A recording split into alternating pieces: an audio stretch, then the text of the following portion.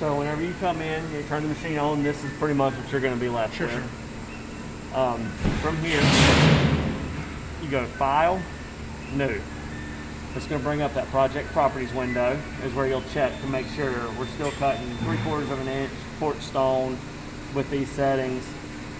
Everything's good to go. You set your sheet size here if you wanted to. And low pressure piercing, static piercing. Question, sorry to interrupt. Hard stone is gonna be very soft. Can you go to granite? Something more harder? Okay. Something more harder. Let me see what it has. But you know what? You have Decton over there, right? Yeah, Decton. Yeah. Right, for this one, I see you have Decton, no? Yeah? Just for the sake of it. Yeah. Okay.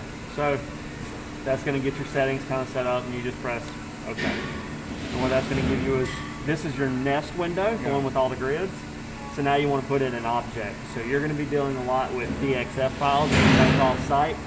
So this button right here, it shows coming from a saved file to the computer. You click, it says import DXF object. You press that. And then here's where, if you had multiple files, like I noticed y'all put them all in one file, that's great. You just import one file, you're good to go. Yeah. But if you have multiple files, you can import multiple at one time. This is it'll use the file name as the object name. So if you named it Oval Sync, it's going to be called Oval Sync in your object window. Apply automatic functions. It can either do that automatically or you can do it later. I'll leave that checked for now.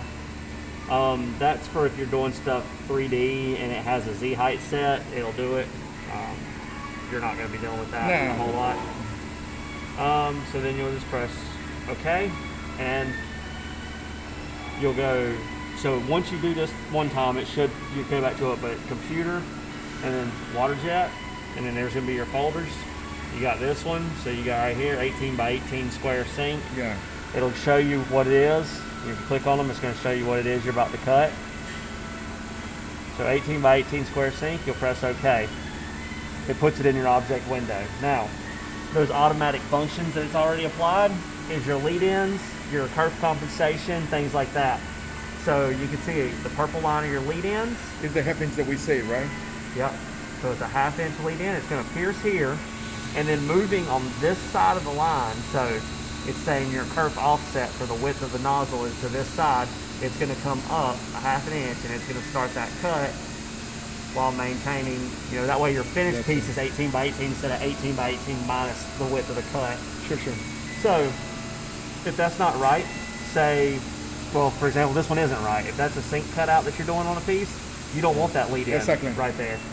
So this button right here, the second button down, that's your automatic functions. So right there, reverse inside outside is going to make it to where that piece is flipped. Now this is where you can pick your automatic compensation, where it's compensating for that width. Automatic lead ins, if you want that. Automatic lead outs. I don't see you using lead outs a whole lot. No. That's where you would pick if you need those perfectly square corners where it cuts past. You can pick circular lead ins on circles if you want.